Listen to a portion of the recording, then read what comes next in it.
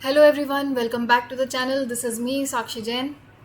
सो देखिए, हमारी ancient Indian history series जो चल रही है उसमें अभी हमने लास्ट लेक्चर जो पढ़ा था, हमने पढ़ा था अबाउट महाजनपद्स, है ना।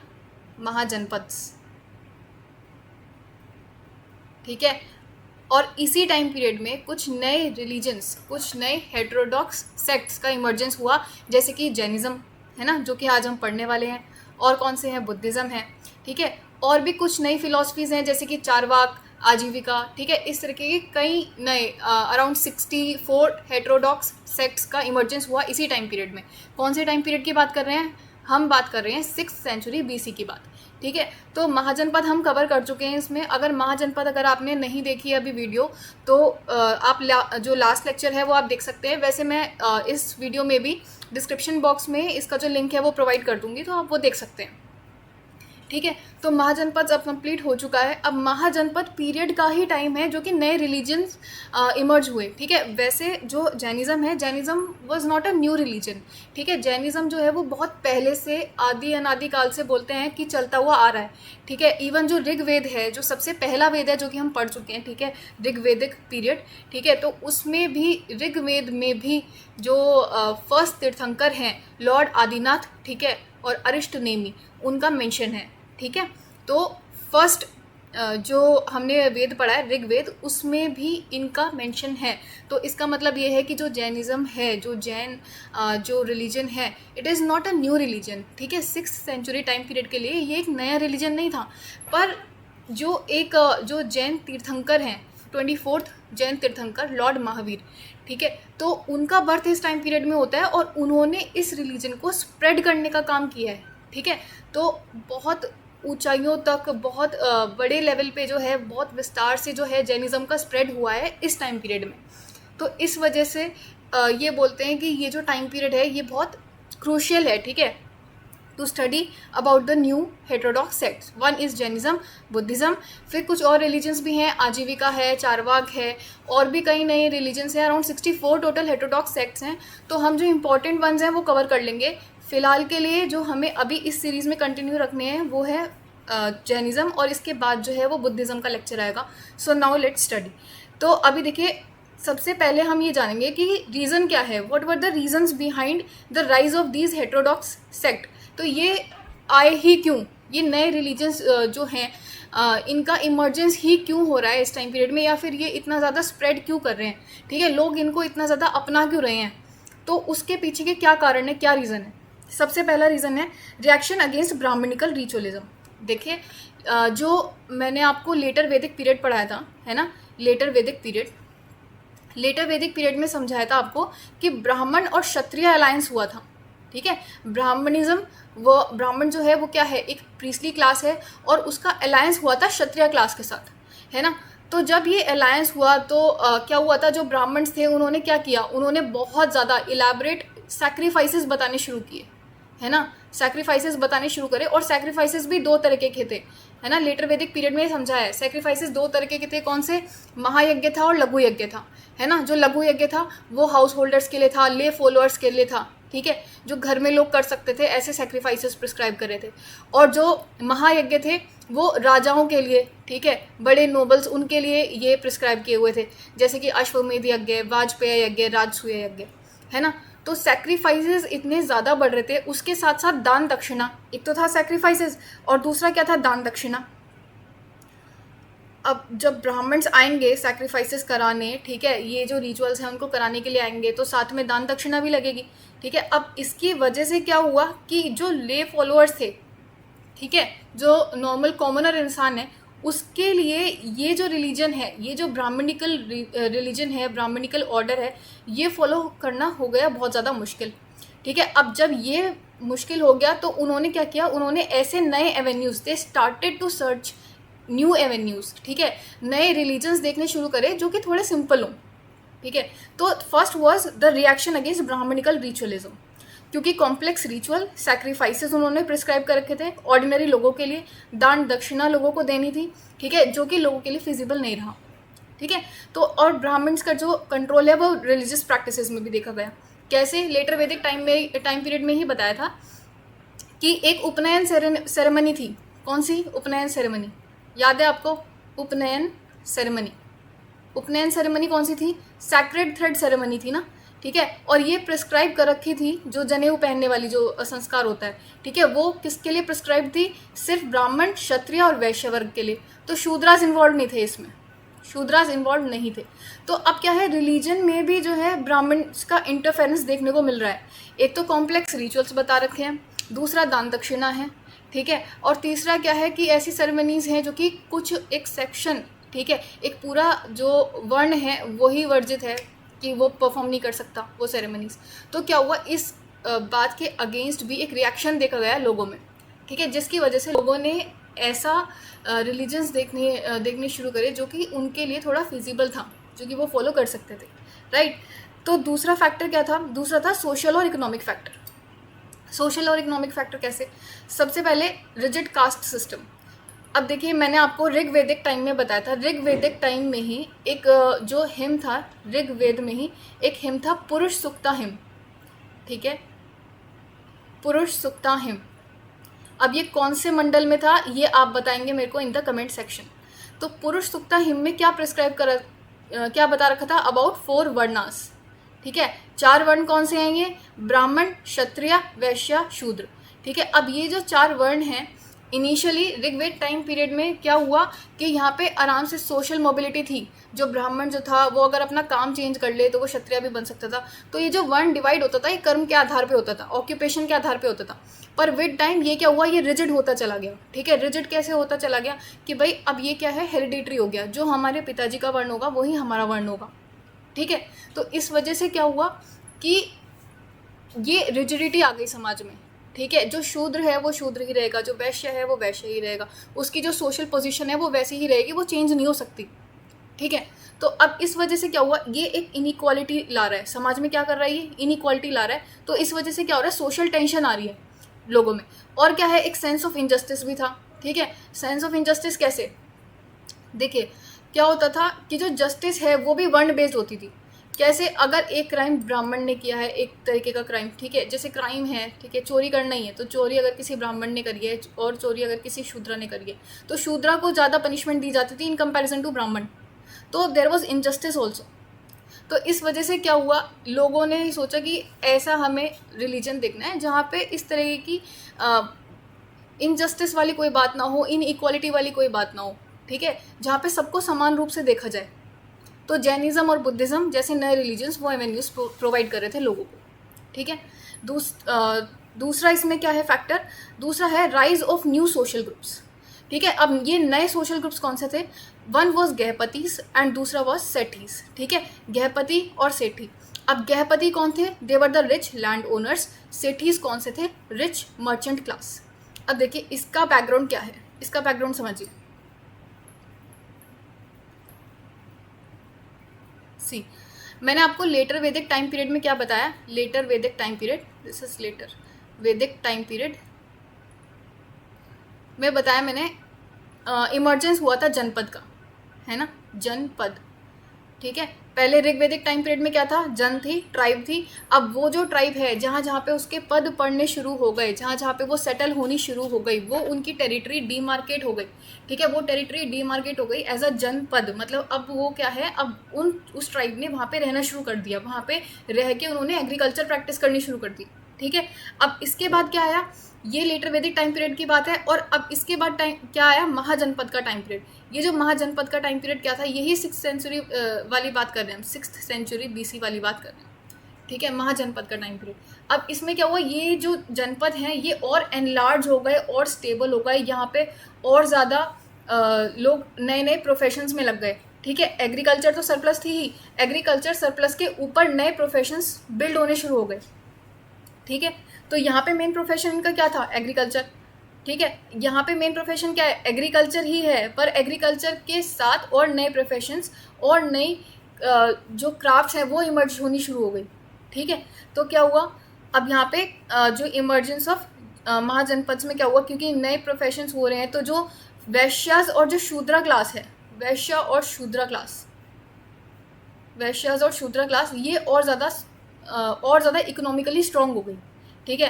क्योंकि जो वैश्य क्लास थी ये थी ट्रेडिंग क्लास, है ना, ट्रेडिंग क्लास। और जो शूद्रा क्लास थी ये मेनली सर्विस क्लास थी, है ना। तो ट्रेडिंग और सर्विस क्लास, जब एग्रीकल्चर सरप्लस हुआ और नए नए प्रोफेशंस बिल्ड हुए तो वैश्यास और शूद्रास के पास और ज़्यादा पैसे आने लग गए, ठीक है। तो और ज़्यादा पैसे आए तो इनकी इकोनॉमिकल पोजीशन तो इम्प्रूव हो गई, पर इनकी सोशल पोजीशन डाउन रही।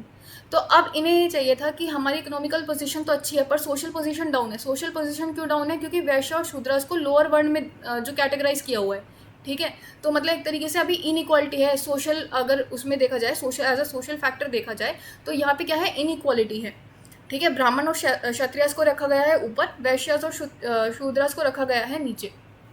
तो इनको भी एक ऐसा रिलीजन चाहिए था जहाँ पे उनकी सोशल पोजीशन भी इक्वल हो सके, ठीक है।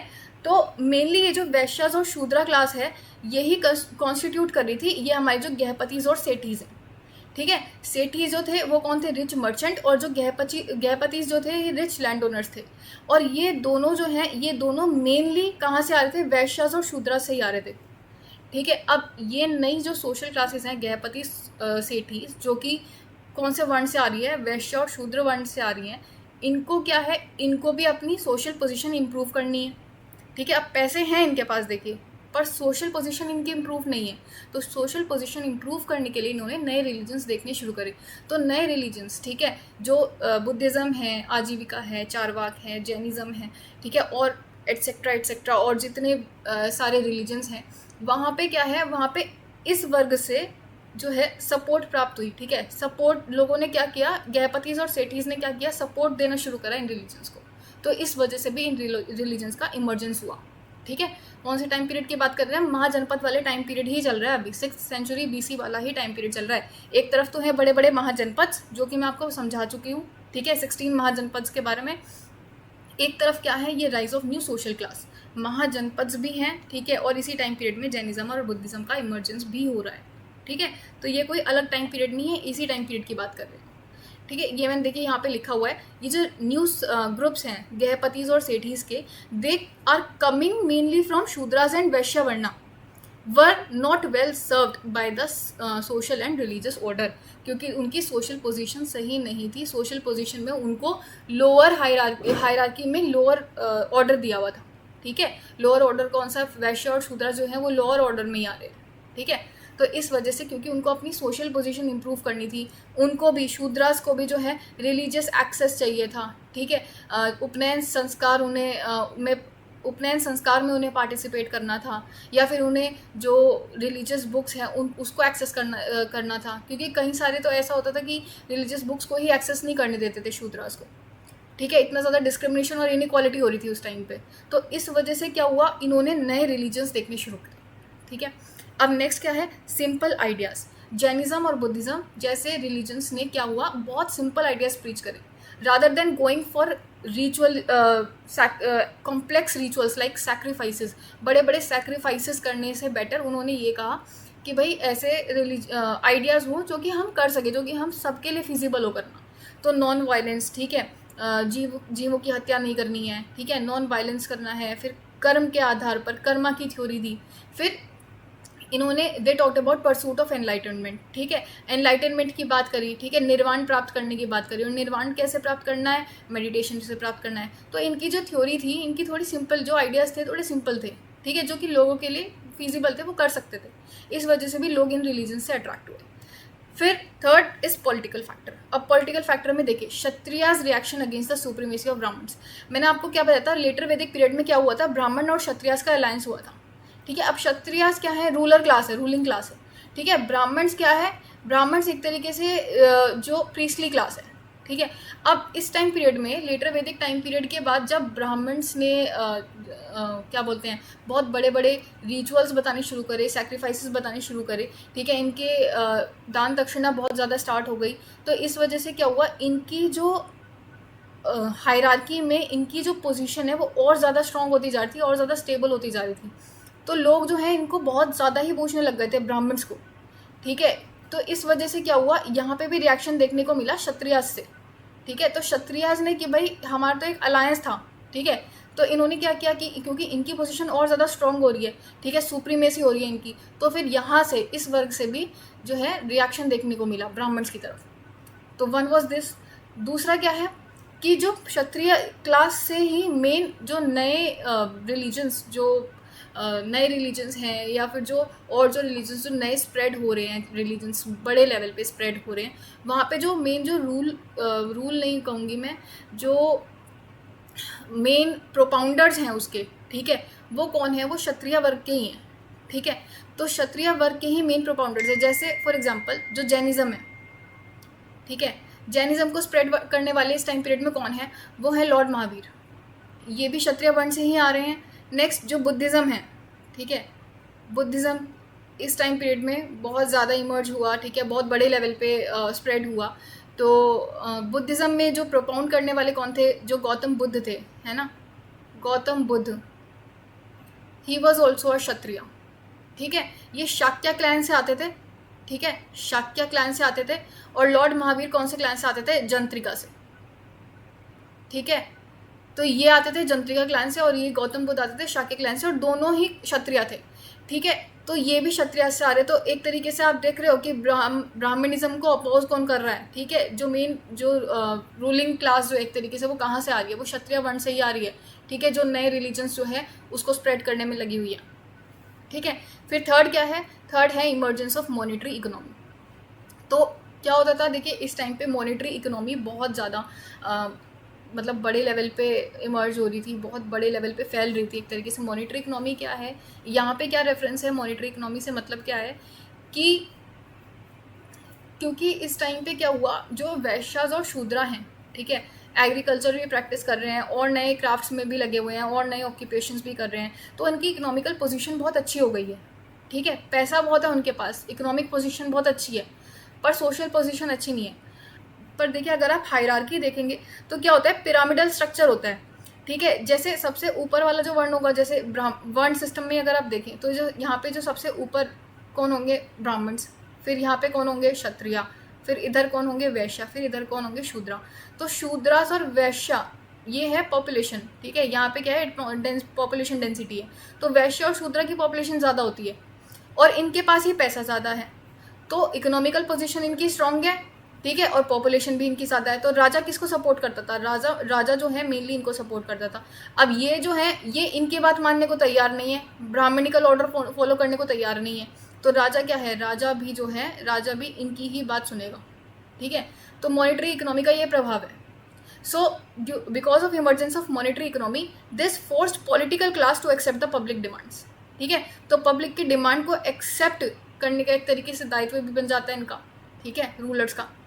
तो ये भी एक रीज़न हुआ कि जिस वजह से जैनिज्म और बुद्धिज़्म जैसी फिलॉसफीज जो हैं वो इस टाइम पीरियड में और ज़्यादा स्प्रेड हुई। फिर नेक्स्ट क्या है? Economic factor. अब इकोनॉमिक फैक्टर्स में क्या आता है? सबसे पहले ट्रेड एंड कॉमर्स। देखिए आज के टाइम में भी जो जैन्स हैं, ठीक है, वो बहुत ज़्यादा ट्रेड में इन्वॉल्व हैं, ठीक है, ट्रेडिंग एक्टिविटीज़ में इन्वॉल्व हैं, ठीक है। तो ट्रेड और कॉमर्स, तो अब आप देखिए जो ट्रेडिंग क्लास कौन सी थी? वर्ण वर्ण में अगर हम देखें तो वैश्य वर्ण, ठीक है, वैश्य वर्ण was the main trading class, ठीक है। और सर्विस क्लास कौन सी थी? वो कौन सी थी? शूद्रा क्लास। तो अगेन क्योंकि ट्रेड और कॉमर्स का मेन काम किसका है, ठीक है, कहाँ से आ रहे हैं वर्ण? कौन से वर्ण से आ रहे हैं? वैश्य और शूद्र वर्ण से आ रहे हैं। तो उन्होंने भी क्या किया? उन्होंने भी जैनिज्म एक्सेप्ट की, ठीक है। क्यों एक्सेप्ट किया अब उन्होंने जैनिज्म? क्योंकि उनको चाहिए थे एनिमल्स, ठीक है, बुलक्स, ठीक है। अब शूद्रास, ठीक है, जो एग्रीकल्चर में इन्वॉल्व हैं,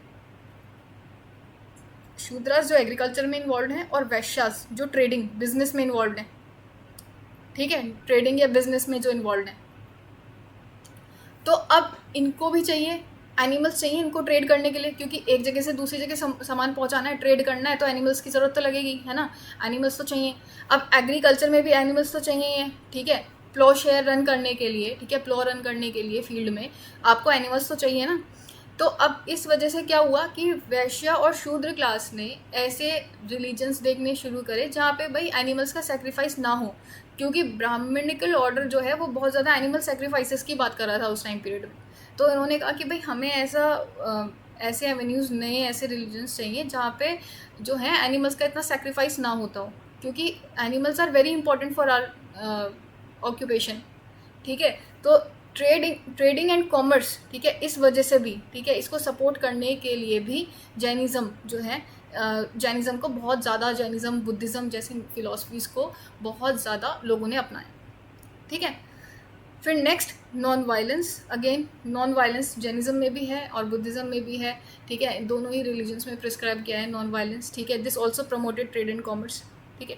नेक्स्ट एग्रीकल्चर, एग्रीकल्चर में भी मैंने आपको बता दिया है, ठीक है। एग्रीकल्चर में भी आपको क्योंकि कैटल की आपको बहुत ज़्यादा ज़रूरत है, तो इस वजह से क्या है कि वैदिक प्रैक्टिस को जो है एक तरीके से अपोज करते हुए लोगों ने कहा कि we would rather go for such religions, Jainism Buddhism जैसे रिलीजन्स की तरफ ज़्यादा आगे बढ़ेंगे, क्योंकि वहाँ पे ऐसे नॉन वायलेंस की बात होती है, वहाँ पे कैटल किलिंग की बात नहीं होती, ठीक है, क्योंकि कैटल हमारे एग्रीकल्चर के लिए बहुत ज़्यादा इंपॉर्टेंट है, इसलिए हमें जो है ऐसे रिलीजन्स एक्सेप्ट करने चाहिए, राइट।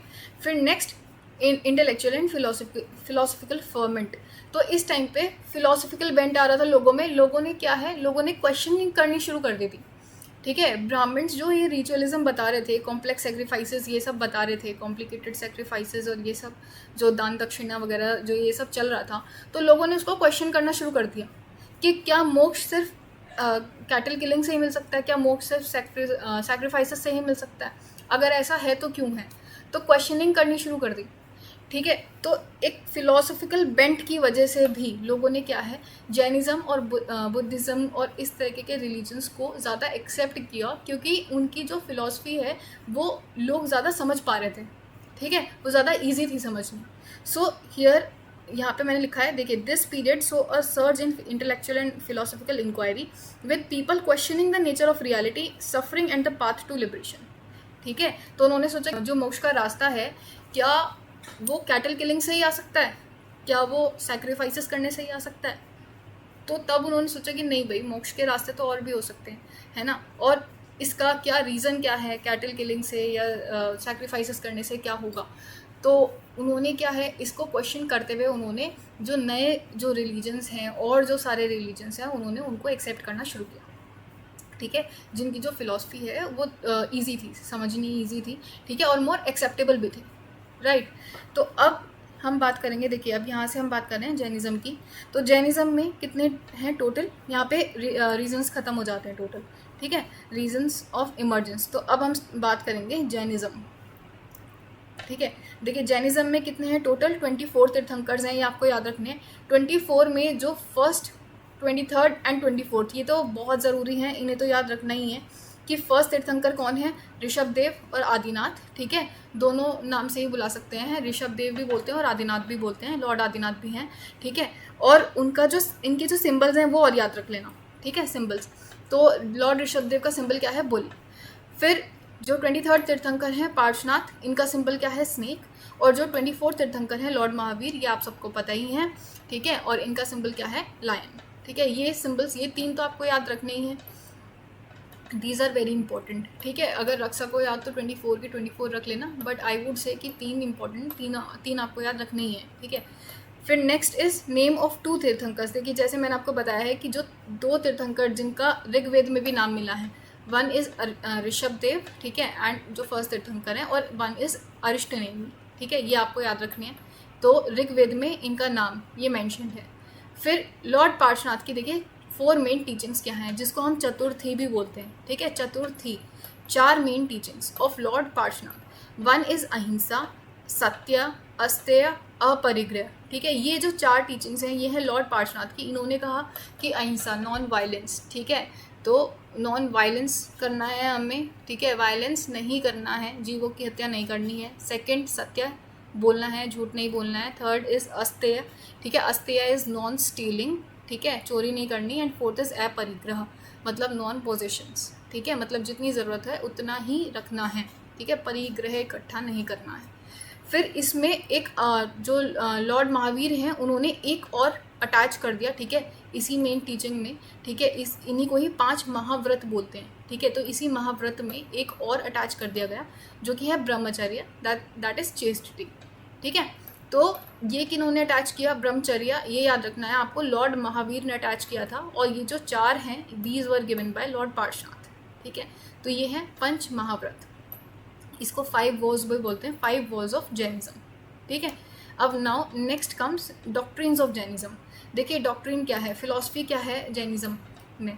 तो सबसे पहले तो त्रिरत्न की बात है, ये सेम ऐसा टर्म आ सकता है पूछने के लिए, व्हाट इज त्रिरत्न, ठीक है, इसी को ही रत्नत्रय भी बोलते हैं, रत्नत्रय, ठीक है, दीज आर थ्री रत्न, तो 3 जेम्स ऑफ जैनिज्म, ठीक है, 3 ज्वेल्स ऑफ जैनिज्म कौन कौन से हैं, सम्यक दर्शन, सम्यक ज्ञान, सम्यक चारित्र, ठीक है। अभी वेरी रिसेंटली अभी CDS का पेपर हुआ है, तो इसमें से क्वेश्चन आया है, ऐसा आया था कि विच out of these is one of the 3 रत्न, इस तरीके से आया था।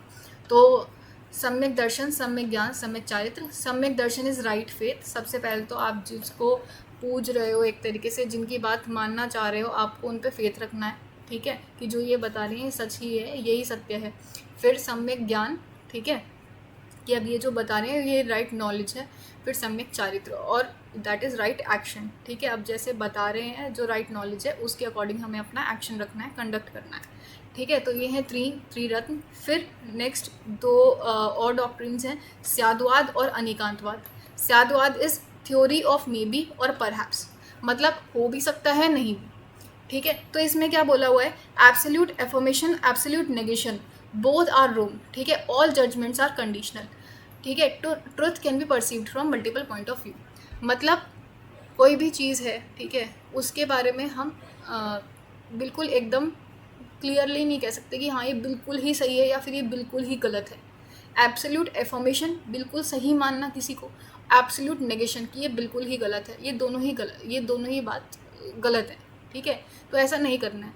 तो जजमेंट किस पे डिपेंड करता है, जजमेंट डिपेंड करता है कंडीशंस पे, ठीक है, एनवायरनमेंट पे, टाइम पे, तो बहुत सारी चीज़ों पे जो है हमारा जजमेंट डिपेंड करता है। तो एब्सोल्यूट एफर्मेशन, एब्सोल्यूट नेगेशन जो है दोनों ही गलत है, ठीक है। So this is subjective. कोई जो एक जो सिचुएशन है वो एक इंसान अलग पर्सपेक्टिव से देखेगा, अलग नज़रिए से देखेगा, दूसरा इंसान उसको अलग नज़रिए से देखेगा, तीसरा इंसान उसको अलग नज़रिए से देखेगा, ठीक है, और सबकी जजमेंट जो है वो अपनी नज़रिए से होगी, और किसी की भी जजमेंट जो है वो ऐसा नहीं है गलत है पूरी तरीके से, ठीक है। So absolute affirmation, absolute negation, both are wrong, all judgments are condition, ठीक है, it's all about the conditions. तो truth can be perceived from multiple point of view, ठीक है, एक ही जो सच्चाई है वो अलग अलग दृश्यों से देखी जा सकती है, ठीक है। फिर नेक्स्ट अनेकांतवाद। अनेकांतवाद की फिलॉसफी क्या है, थ्योरी ऑफ प्लूरैलिटी की बात करती है, मल्टी साइडेडनेस की बात करती है, बात कुछ हद तक सेम ही है। इसमें इन्होंने क्या कहा है कि no single point of view is itself true, ठीक है, मतलब अगर जैसे मोक्ष का रास्ता है, अगर मोक्ष सत्य है तो मोक्ष जो है वो ब्राह्मण्स अलग तरीके से बताएंगे कि भाई आप सैक्रिफाइसेस करो, ठीक है, जैन्स हैं वो अलग तरीके से बता रहे हैं, ठीक है, कि आप जो है मेडिटेशन करो, ठीक है, ध्यान करो, ठीक है, बुद्धिज़्म में अलग तरीके से बताया हुआ है, या फिर जो वेदांत है उसमें अलग तरीके से बताया हुआ है कि नॉलेज सीकिंग करो, तो भक्ति है तो उसमें अलग तरीके से बताया हुआ कि भाई नाम जप करो। तो मोक्ष जो है उसको पाने के अलग अलग रास्ते हैं, ठीक है, दिस इज साधुवाद, ठीक है। Truth can be perceived, truth जो है उसको अलग अलग दृश्यों से देखा जा सकता है। और अनेकांतवाद क्या है कि no single point of view is itself true, मतलब कि ये भी सत्य हो सकता है, ब्राह्मणिकल ऑर्डर वाला भी सत्य हो सकता है, जैन्स वाला भी सत्य हो सकता है, बुद्धिज्म वाला भी सत्य हो सकता है, ऐसा नहीं है कि सिर्फ एक यही सत्य है, एक ही सत्य है, ठीक है। So it all depends on the नज़रिया, it all depends on many conditions, ठीक है, दिस इज साधुवाद एंड अनेकांतवाद, ठीक है। अब नेक्स्ट देखिए principles of Jainism as preached by lord Mahavira. तो कौन प्रिंसिपल्स क्या है, दिस इज़ वेरी इंपॉर्टेंट, ठीक है, this come in exam very often. तो क्या है, सबसे पहले तो they rejected the authority of Vedas and Vedic rituals, very easy, क्योंकि जो वैदिक रिचुअल्स हैं वेदास को अपोज करते हुए ये नए रिलीजन्स आए, ठीक है, तो they oppose the authority of Vedas and Vedic rituals. Then they believed in karma and transmigration of soul.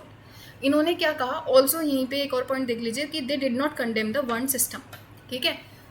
इसका मतलब क्या है कि इन्होंने कर्म का बताया, कर्म की फिलॉसफी बताई है कि जैसे आप कर्म करेंगे, ठीक है, वैसे ही जो सोल है आपकी आत्मा जो है वो माइग्रेट करेगी दूसरी बॉडी में। सो इन्होंने यहाँ पे क्या कहा कि जैसा आप कर्म करेंगे, ठीक है, वैसे ही जो आपकी जो सोल है वो माइग्रेट करेगी टू द अनदर बॉडी, ठीक है। अगर आप अच्छे कर्म करेंगे तो आपको जो है एक अच्छी गति मिल सकती है, ठीक है।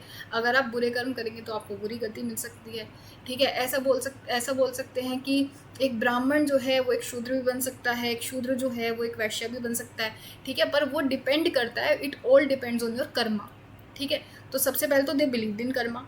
दूसरा, they believed in transmigration of soul, मतलब सोल जो है वो दूसरी बॉडी में ट्रैवल करती है, ठीक है। मरणोपरांत, मरने के बाद जो सोल है वो दूसरी बॉडी में माइग्रेट करती है। फिर उन्होंने कहा दे डिड नॉट कंडेम द वर्ण सिस्टम, ठीक है। मतलब कि वर्ण सिस्टम है, ठीक है। तो वर्ण सिस्टम को एक तरीके से एक्सेप्ट ही किया गया है यहाँ पर, ठीक है। फिर they laid great emphasis on equality, equality की इन्होंने बात करी है, ठीक है।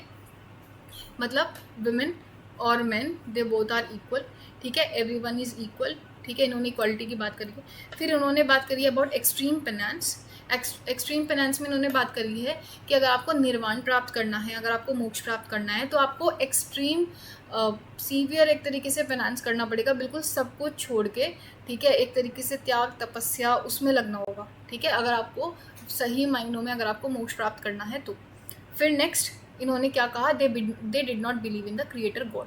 मतलब इन्होंने ये नहीं कहा कि ऐसे कोई भगवान है जिन्होंने दुनिया बनाई है, ठीक है। तो दे did not believe in the creator God, rather God के रिस्पेक्ट में इन्होंने ये कहा है कि गॉड भगवान है, पर वो जो हमारे जिनेंद्र हैं, जो तीर्थंकर हैं, उनसे नीचे एक जो पद है वो दिया हुआ है, ठीक है। So they did not believe in the creator God, कि मतलब ऐसे कोई भगवान नहीं है जिन्होंने ये सृष्टि बनाई है, ठीक है। रादर इन्होंने कहा है कि हम सब में भगवान बनने की कैपेबिलिटी है, हर कोई भगवान बन सकता है, ठीक है। तो नेक्स्ट देखिए, नेक्स्ट में हमें पढ़ना है रॉयल पेट्रन्स, मतलब जैनिज्म को किसने पेट्रोनाइज किया हुआ है। नॉर्थ इंडिया में हमें पढ़ना है अबाउट बिम्बिसारा, ठीक है, अजातशत्रु, उदयन, तीनों ने ही जैनिज्म को पेट्रोनाइज किया है। ये तीनों जो हैं हरियांका डायनेस्टी से आ रहे थे। सो मगध जो एम्पायर है, जो कि हमने लास्ट लेक्चर में पढ़ा था अबाउट महाजनपद्स में, जो फाइनल विक्टोरियस कौन सा हुआ था, मगधन एम्पायर हुआ था, मगध हुआ था, है ना। तो मगध में जो पूरा मगधन एम्पायर है, उसका जो फर्स्ट डायनेस्टी है हरियांका डायनेस्टी, उसके जो फर्स्ट रूलर हैं बिम्बिसार, ठीक है, उन्होंने भी जैनिज्म को पेट्रोनाइज किया था। अजातशत्रु उनके बेटे ने भी किया था, देन उदयन ने भी किया था। फिर मौर्यन डायनेस्टी से आते हैं चंद्रगुप्त मौर्य, बिंदुसार, संप्रति, इन्होंने जैनिज्म को पेट्रोनाइज किया। फिर अवंती के राजा थे प्रद्योत, ठीक है, जो प्रद्योत थे ये चंद्रगुप्त मौर्य के ही कंटेम्प्रेरी थे, ठीक है। इनकी स्टोरी हम पढ़ेंगे अभी, जब हम मगधन एम्पायर पूरा पढ़ेंगे उसमें आएगी ये स्टोरीज। तो अवंती के जो राजा हैं प्रद्योत, उन्होंने भी जैनिज्म को पेट्रोनाइज किया। फिर कलिंगा में जो किंग खारवेल थे, ठीक है, तो उन्होंने भी जैनिज्म को पेट्रोनाइज किया। बल्कि जैनिज्म को पेट्रोनाइज करते हुए उन्होंने उदयगिरी खंडगिरी केव्स में, जो कि ओडिशा में है, ठीक है, ये कहाँ पे है, ये ओडिशा में है कलिंगा, ठीक है। तो ओडिशा में उन्होंने उदयगिरी खंडगिरी केव्स हैं, जहाँ पे उन्होंने हाथी गुफा केव्स हैं। तो हाथी गुफा केव्स में उन्होंने जिनेंद्र के बारे में कुछ लिखा हुआ है, जिन मूर्ति जो होती है जिनेंद्र भगवान की, तो उसके बारे में कुछ लिखा हुआ है कि वो मगध से वो जो है वो कलिंगा लेकर आए थे, ठीक है, इस तरीके की बात लिखी हुई है। तो यहाँ पे पता चलता है कि जो किंग खारवेल थे, he was also patron of Jainism, ठीक है। अब साउथ इंडिया में गंगा डायनेस्टी के कुछ रूलर्स थे, ठीक है। गंगा डायनेस्टी में एक राजा थे, राजा रचमल्ला, ठीक है, उनके मिनिस्टर थे चामुंड राय, जिन्होंने श्रवण बेलगोला में बहुत बड़ी एक विशाल जो है वो प्रतिमा बनवाई हुई है, जो फर्स्ट तीर्थंकर है लॉर्ड आदिनाथ, उनके बेटे की, ठीक है। उनके बेटे कौन थे, लॉर्ड बाहुबली। तो बाहुबली जी की जो बहुत बड़ी प्रतिमा, अराउंड 56.5 फीट की जो प्रतिमा है वो बनवाई हुई है, ठीक है, श्रवण बेलगोला में है। तो ये किन्होंने बनवाई हुई है, गंगा डायनेस्टी के रूलर जो थे उनके मिनिस्टर ने, ठीक है। फिर कादम्ब डायनेस्टी के जो रूलर्स हैं वो भी पेट्रोनाइज करते थे जैनिज्म को। फिर अमोघ वर्ष थे राष्ट्रकूट डायनेस्टी के, इन्होंने भी जैनिज्म को पेट्रोनाइज किया। फिर सिद्धार्थ जयसिंह थे, ठीक है, और कुमारपाल थे, ये चालुक्य सोलंकी जो डायनेस्टी है वहाँ से आते थे, और इन्होंने भी जैनिज्म को पेट्रोनाइज किया, ठीक है। तो आपको ये जो रॉयल पेट्रन्स हैं ये आप याद रखना, कौन कौन से राजा ने या कौन कौन सी डायनेस्टी ने पेट्रोनाइज किया है जैनिज्म को, दिस इज़ इम्पॉर्टेंट, ठीक है। तो आप इसको याद रखना है, ठीक है, क्योंकि ये क्वेश्चन में आ सकता है कि इन्होंने पेट्रोनाइज किया था या नहीं किया था, इस तरीके से स्टेटमेंट्स में आ सकता है क्वेश्चन, तो आप इसको थोड़ा सा ध्यान रखिएगा। फिर नेक्स्ट हम पढ़ेंगे अबाउट जैन आर्किटेक्चर। देखिए जैन आर्किटेक्चर में हमें पढ़ना है अबाउट हाथी गुफा केव्स। हाथी गुफा केव्स के बारे में मैंने आपको अभी बताया। हाथी गुफा इंस्क्रिप्शन बेसिकली, ठीक है। हाथी गुफा, बाघ गुफा, ठीक है, और उदयगिरी खंडगिरी सब कहाँ है? ओडिशा में। और कौन से रूलर के टाइम पे हुआ था? खारवेल रूलर के टाइम पे, ठीक है। ये जस्ट अभी बताया मैंने यहाँ पे, ठीक है। तो यहाँ पे इंस्क्रिप्शन लिखी गई है, हाथी गुफा इंस्क्रिप्शन है।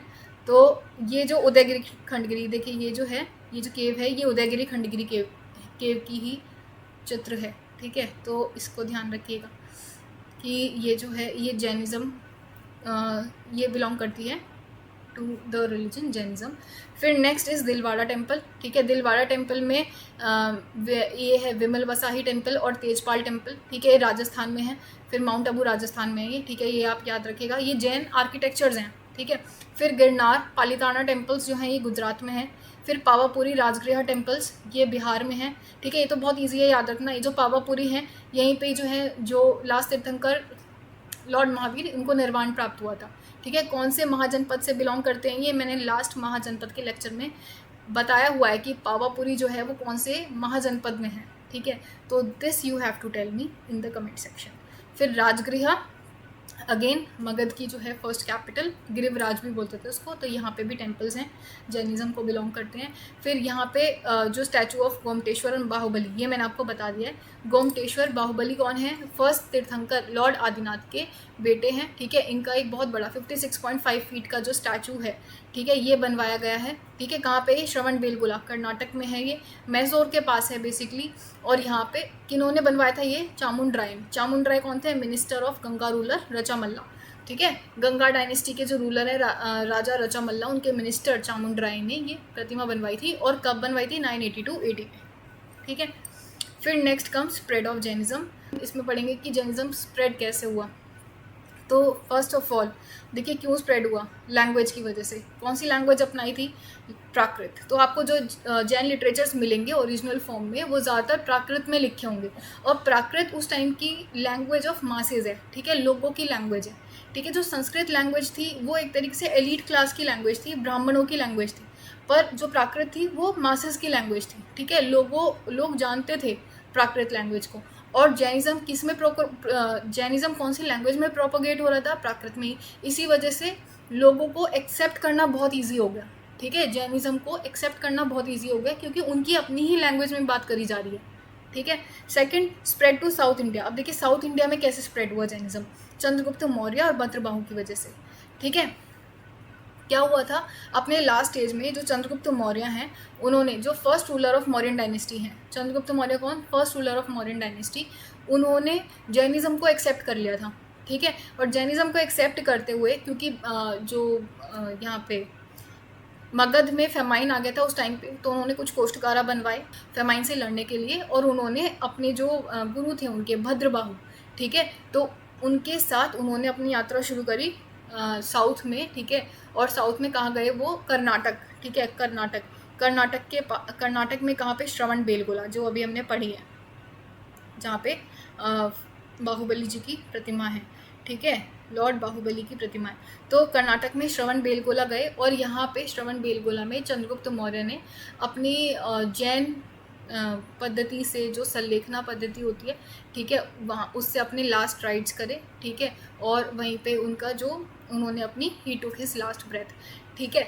तो चंद्रगुप्त मौर्य क्या है, क्योंकि अब जैनिज़्म को एक्सेप्ट किया था, इतने बड़े राजा थे और कर्नाटक गए थे, श्रवण बेलगोला गए थे, तो यहाँ पे भी जैनिज़्म जो है मास लेवल पे स्प्रेड हुआ था उस टाइम पीरियड में, ठीक है। और क्योंकि भद्रबाहु भी थे और भद्रबाहु एक तरीके से जैन मंक उनके साथ गए हैं, ठीक है। तो ये भी एक बहुत बड़ी बात है जिस वजह से क्या हुआ, साउथ इंडिया में जैनिज़्म मास लेवल पे स्प्रेड हुआ, ठीक है। फिर नेक्स्ट, अभी चंद्रगुप्त मौर्य से रिलेटेड और भी स्टोरीज़ हैं, ठीक है। चंद्रगुप्त मौर्य से पूरा हम पढ़ेंगे कि किस तरीके से अलेक्जेंडर का अटैक हुआ था और चंद्रगुप्त मौर्य कैसे लड़ने, मतलब चंद्रगुप्त मौर्य को किस तरीके से राजा बनाया गया, ठीक है, जो इनके गुरु थे चाणक्य द्वारा, ठीक है। और उसके बाद फिर किस तरीके से वो दोबारा से गांधार गए, सेल्यूकस निकेटर के साथ लड़ाई हुई, वापस आए, फेमाइन हुआ, वो बहुत बड़ी स्टोरी है। तो वो अभी हम पढ़ेंगे जब हम मगधन एम्पायर पढ़ेंगे। मगधन एम्पायर में जब हम मौर्यन डायनेस्टी पढ़ेंगे तो वहाँ पे पूरी स्टोरी आने वाली है, ठीक है। So stay tuned, stay connected, ये अभी हम पढ़ेंगे। So next is royal patronage. Spread क्यों हुआ? देखिए, बड़े बड़े राजा अगर जैनिज़्म को एक्सेप्ट कर रहे हैं, ठीक है, पेट्रोनाइज कर रहे हैं, बढ़ावा दे रहे हैं, ठीक है, तो क्या होगा, लोग भी एक्सेप्ट करेंगे। तो रॉयल पैट्रोनेज की वजह से भी हुआ। अब रॉयल पैट्रोनेज में मैंने आपको बता दिया है, ठीक है, जो राजाओं ने जिन्होंने जैनिज़्म एक्सेप्ट किया था, ये सारे आप पॉइंट्स यहाँ पे लिख सकते हैं कि इन राजाओं ने जैनिज़्म को एक्सेप्ट किया।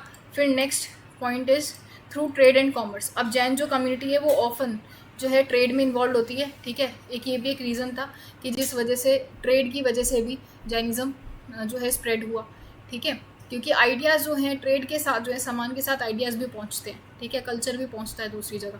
तो ट्रेड और कॉमर्स की वजह से भी क्या हुआ, जैनिज़्म स्प्रेड हुआ अदर रीजन्स में। फिर लिटरेरी कॉन्ट्रीब्यूशंस क्या थे इसके? देखिए, लिटरेरी कॉन्ट्रीब्यूशंस क्या थे? जो प्राकृत है, जो जैनिज़्म ने जो लैंग्वेज ऑफ मासेस जो अपनाई थी, प्राकृत लैंग्वेज, ठीक है, उसमें क्या है कि कई नई लैंग्वेजेस निकली हैं, जैसे अपभ्रंशा, ठीक है, अर्धमगधी, मगधी, शौरसेनी, ये जो सारी लैंग्वेजेस हैं ये कहाँ से निकली है? महाराष्ट्रन जो लैंग्वेज है इवन, वो सारी लैंग्वेज कहाँ से निकली है? उस सारी लैंग्वेज निकली है प्राकृत से, ठीक है। और प्राकृत में जो है बहुत सारा जैन लिटरेचर लिखा गया है, ठीक है। अब क्या है कि क्योंकि रीजनल लैंग्वेज जो है प्राकृत से निकली है, ठीक है, और प्राकृत में ही जैन लिटरेचर लिखा गया है, तो क्या हुआ कि इसका जो है जो लिटरेचर है, जैन लिटरेचर को जो है वाइड एक्सेस मिला लोगों से, ठीक है। तो इस वजह से भी, क्योंकि एक्सेसिबल थी, लिटरेचर एक्सेसिबल था, इस वजह से भी लोगों ने इसको एक्सेप्ट किया, ठीक है। फिर नेक्स्ट क्या है, पेंटिंग्स। अब पेंटिंग्स भी देखी गई। देखो पेंटिंग्स कौन सी है, जैन स्टाइल, गुजरात स्टाइल या अर्ली वेस्टर्न स्टाइल, ठीक है। गुजरात का वेस्ट में, तो ऐसे याद रख लेना। तो ये भी आपको, और जो ज़्यादातर जो मेन जैन ट्रेडिंग कम्युनिटी मिलेगी वो भी आपको गुजरात में ही मिलेगी। तो इस तरीके से भी आप याद रख सकते हैं इसको। तो कौन सी पेंटिंग्स हैं? ये मैन्युस्क्रिप्ट टाइप पेंटिंग्स हैं। पेंटिंग्स में हम और कवर कर लेंगे इसको, ठीक है। फिर नेक्स्ट आता है जैन काउंसिल। अब यहाँ पे क्या हुआ था कि जब चंद्रगुप्त मौर्य भद्रबाहु के साथ कहाँ गए थे? देखिए, बना के बताती हूँ। जब चंद्रगुप्त मौर्य भद्रबाहु के साथ कहाँ गए? यहाँ पे श्रवण बेलगोला में गए। तो यहाँ पे पीछे मगध में कौन रह गया? मगध में रह गए कौन? मगध में रह गए स्थूलबाहु। अब क्या हुआ कि चंद्रगुप्त मौर्य ने यहाँ आके, ठीक है, यहाँ आके जैन पद्धति से संलेखना से अपने लास्ट राइट्स हो गए उनके, ठीक है। तो अब क्या हुआ कि चंद्रगुप्त मौर्य तो नहीं रहे, और इनके साथ जो भद्रबाहु थे अब ये वापस पहुँचे। वापस कहाँ पहुँचे? मगध में। तो मगध में इनको अब कौन मिले? मगध में मिले स्थूलबाहु, जो यहीं पे रह गए थे। तो ये देखा कि जो स्थूलबाहु के जो फॉलोअर्स हैं, जो जैन फॉलोअर्स हैं, उन्होंने वाइट कपड़े पहन लिए और वो थोड़ा सा रिचुअल्स अलग तरीके से करने लग गए अपने। तो यहाँ पे उनसे बात हुई कि भाई ऐसा क्यों हो रहा है कि हमारी जो कोर जो थ्योरी है वो कुछ और है, कोर जो रिचुअल्स हैं वो कुछ और हैं, तो अब आगे कैसे we have to move forward. तो क्या हुआ, फर्स्ट जैन काउंसिल हुई। चंद्रगुप्त मौर्य तो अब नहीं रहे, तो चंद्रगुप्त मौर्य के बाद रूलर कौन बने? इनके बेटे कौन थे? बिंदुसार। तो मगध में कौन है राजा? कौन है? बिंदुसार। तो बिंदुसारा ने ही फर्स्ट जैन काउंसिल करवाई, ठीक है। फर्स्ट जैन काउंसिल कब हुई? 297 BC में। कहाँ पे हुई? मगध का। इस टाइम पे कैपिटल क्या है? पाटलिपुत्र, ठीक है। सब पढ़ेंगे अभी मगधन डायनेस्टी में। तो पाटलिपुत्र में अब कौन है पेट्रन? राजा कौन है? बिंदुसार। अब बिंदुसार के नेतृत्व में, ठीक है, क्योंकि वो उस टाइम पे राजा थे, ठीक है। तो फर्स्ट जैन काउंसिल हुई और यहाँ पे चेयरमैनशिप किसने की? स्थूलबाहु ने, ठीक है। और यहाँ पे क्योंकि यहाँ पे स्थूलबाहु ने चेयरमैनशिप की, तो यहाँ पे क्या हुआ, क्योंकि उनमें एक मतभेद था, ठीक है। जो भद्रबाहु थे और स्थूलबाहु थे उनमें एक मतभेद था, क्योंकि स्थूलबाहु के जो फॉलोअर्स थे उन्होंने वाइट क्लोथ्स पहनने शुरू कर देते, और जो भद्रबाहु थे वो अभी भी दिगंबर अवस्था से चल रहे थे। तो उस मतभेद को क्लियर करने के लिए फर्स्ट जैन काउंसिल रखी गई, ठीक है। और इसका रिजल्ट क्या था? सबसे पहले तो 12 अंग इस टाइम पे लिखे गए, ठीक है, 12 अंगास, ठीक है। ये जैन लिटरेचर है, और यहाँ पे जैनिज्म जो है उसको 2 सेक्ट्स में डिवाइड कर दिया गया। One is Digambar and another one is Shwetambar. तो दिगंबर को मानने वाले, ठीक है, वो कौन है? भद्रबाहु के फॉलोअर्स, ठीक है, भद्रबाहु जो ओरिजिनल टीचिंग्स में है। और जो स्थूलबाहु जो जिन्होंने मॉडिफाई कर दिया, ठीक है, अपने आप को विद टाइम, तो वो कौन है? वो है स्थूलबाहु, ठीक है, स्थूलबाहु। सो दे वर कॉल्ड वाइट क्लैड, ठीक है, क्योंकि वाइट वस्त्र पहन लिए थे इन्होंने। और जो ऐसा मानते हैं कि जो जिनके लिए अंबर ही दिग, ठीक है, आसमान ही जिनका वस्त्र है, ठीक है, they are called naked clad, ठीक है। तो वो किसके फॉलोअर्स हुए? भद्रबाहु के फॉलोअर्स, ठीक है। तो इनके फॉलोअर्स, भद्रबाहु के फॉलोअर्स नेकेड क्लैड को मानने वाले दिगंबर हो गए, और वाइट क्लैड, ठीक है, उसको मानने वाले स्थूल बाहु के फॉलोअर्स कौन हो गए, जो श्वेतांबर को फॉलो कर रहे हैं। ठीक है, तो ये आपको समझ आया कि जो जैनिज्म है वो 2 सेक्ट में डिवाइड हो गया in the first Jan council. फिर सेकंड जैन काउंसिल हुई 512 AD में। ये कहाँ हुई, वल्लभी में। ठीक है, वल्लभी इन गुजरात। ठीक है, तो यहाँ पे चेयरमैन कौन है इनके, देवार्तिगानी क्षमा श्रमण। ठीक है, पेट्रन का नहीं पता है तो आप इसको छोड़ सकते हैं अभी फ़िलहाल के लिए। सो अभी आप इतना याद रख सकते हैं कि सेकंड काउंसिल के टाइम पे चेयरमैनशिप किन्होंने की थी, देवार्तिगानी क्षमा श्रमण ने। और यहाँ पे कंपाइल हुए थे 12 अंगाज एंड 12 उपांगाज। ठीक है, फिर नेक्स्ट हमें पढ़ना है about Jain literature. Jain literature में जो सेक्रेड बुक्स हैं उनको हम कहते हैं आगम और सिद्धांत, इवन जिनवाणी। ठीक है, जिनवाणी, ठीक है, उन्हीं को बोलते हैं आगम्स सिद्धांत। ठीक है, ये याद रखना, आगम एंड सिद्धांत, दिस इज़ इम्पॉर्टेंट। तो इनकी कंपाइलेशंस को अलग अलग बुक्स में कंपाइल किया गया है। तो कुछ हमें सूत्र पढ़ना है यहाँ पे। वन इज़ आचारांक सूत्र, सूत्र कृतांक, कल्प सूत्र। दिस कल्प सूत्र इज़ रिटन बाय भद्रबाहु। ठीक है, एंड तत्वार्थ सूत्र। तो ये आपको ये कुछ बुक्स जो हैं, कुछ कंपाइलेशंस जो है, ये आप याद रखना, दिस इज़ वेरी इंपॉर्टेंट। ये रिपीटेडली पूछी जा रही है एग्जाम में। ठीक है, इस वजह से इनको मत छोड़ना, इतना तो याद रखना ही है। फिर जो लॉर्ड महावीर हैं, लॉर्ड महावीर के जो डिसाइपल हैं उनको बोलते थे गणधर। ठीक है, उन पे जो उनके जो चीफ डिसाइपल थे उनको बोलते थे गौतम गणधर। तो Gautam Ganadhar was the one who possess the perfect knowledge. ठीक है, केवल ज्ञान, केवली भी बोलते हैं उनको, केवल ज्ञान इज़ द परफेक्ट नॉलेज। ठीक है, जिनको सब बातों का, हर चीज़ का ज्ञान है। ठीक है, तो ऐसे जो गौतम गणधर हैं उन्होंने क्या किया, कंपाइल किया अंग को, अंग अभ्यास को। ठीक है, जो अंग अभ्यास है इसको क्या बोलते हैं, आउटसाइड ऑफ अंगा। ठीक है, ऐसी बुक्स जो कि अंग के बाहर लिखी गई हैं। ठीक है, फिर उपांग क्या है, उपांग इज़ द कमेंट्री ऑन अंगा। ठीक है, अंग की ही कमेंट्री है, तो ये आपको याद रखना है। फिर इसमें 14 पूर्वास, ठीक है, 14 पूर्वास और पर्व लिखे गए हैं। These are also part of 12 Angas. ठीक है, तो 12 अंगास थे, टोटल 12 उपांग हैं। ठीक है, अदर टेक्स्ट कौन से याद रखने हैं, 6 छेद सूत्र हैं, 4 मूल सूत्र हैं। ठीक है, फिर नंदी सूत्र है, अनुयोग द्वार है, 10 परिकरणा है, फिर 2 सूत्र ग्रंथ हैं। ठीक है, ये आप 3-4 बार देख लेना इस डॉक्यूमेंट से। ये वाली डॉक्यूमेंट आपको पता ही होगी, ये वाली जो PDF है ये टेलीग्राम चैनल पे मिल जाएगी, और टेलीग्राम चैनल का जो लिंक है वो डिस्क्रिप्शन बॉक्स में दिया हुआ है। तो ये आप उसको यहाँ से रिवाइज़ कर लो, डॉक्यूमेंट से रिवाइज़ कर लो, 3-4 बार रिवाइज़ कर लोगे, देख लोगे तो याद हो जाएगा। ठीक है, इतना काफ़ी है। और आदि पुराण, ठीक है, आदि पुराण है, परिशिष्ट पर्वन है, हरिवंश पुराण है, त्रिषष्टि लक्षण महापुराण है। तो ये किन्होंने लिखा हुआ है, ये मैंने यहाँ पे दिया हुआ है।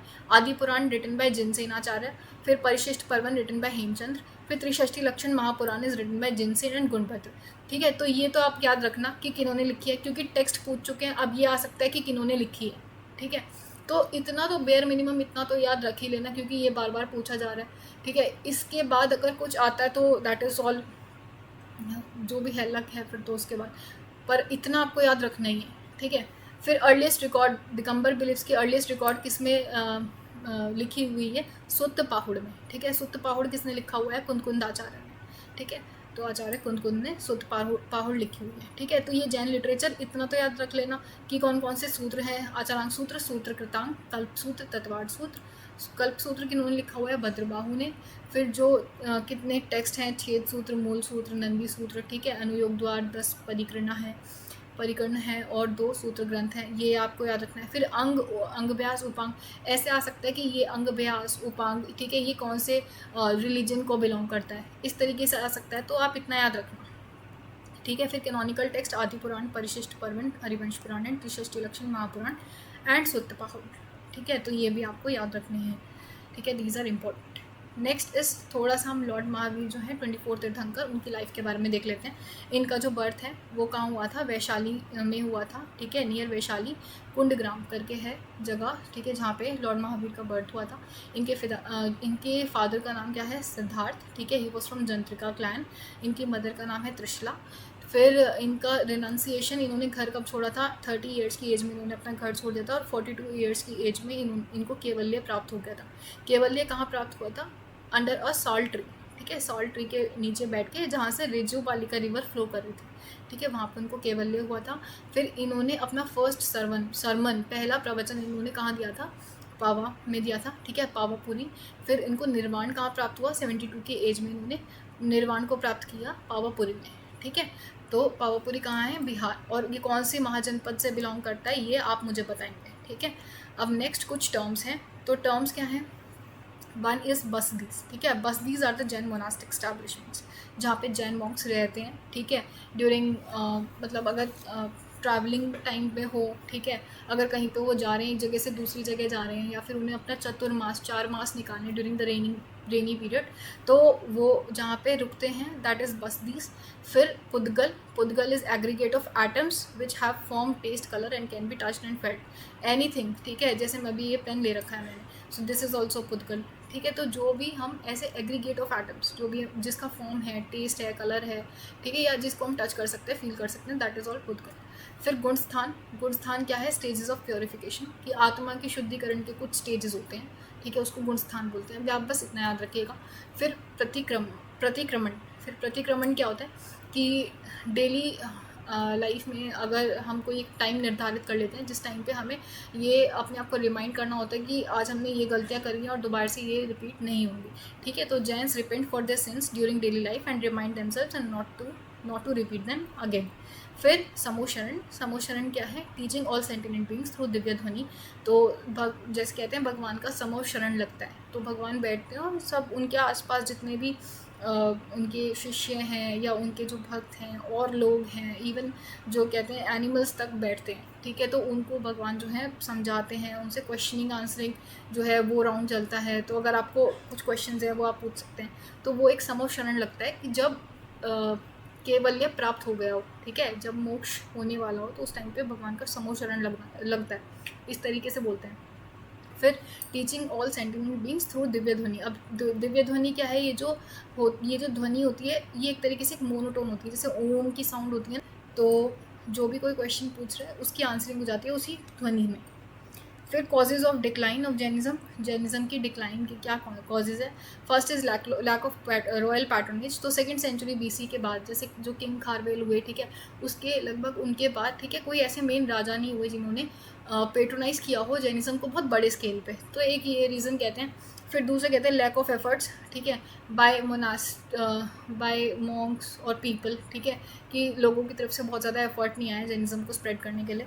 फिर next is severity of Jainism, ठीक है, क्योंकि एक्सट्रीम पेनांस था, फास्टिंग थी, तो कई लोग इसको फॉलो नहीं कर पाते हैं, ठीक। फिर next is factionalism, that is division of Jainism.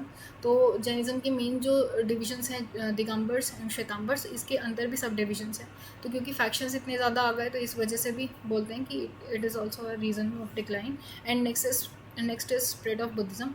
So Buddhism इस टाइम पे बहुत बड़े लेवल पे स्प्रेड हो रहा था, तो इस वजह से भी ये भी एक रीज़न बोलते हैं, ठीक है। तो ये मेन कुछ रीजंस बताए जाते हैं, ठीक है, कॉजेज़ ऑफ डिक्लाइन के। बाकी आज के लिए लेक्चर इतना ही है, और आप बताइएगा आपको ये लेक्चर कैसा लगा। Do share your views in the comment section below. अगर आप इसकी PDF चाहते हैं then you can go on the Telegram channel and you can download the PDF from there, ठीक है। सो आज के लिए इतना ही, मिलते हैं नेक्स्ट लेक्चर में, एंड नेक्स्ट लेक्चर में we'll be talking about the Buddhism, ठीक है। So thank you.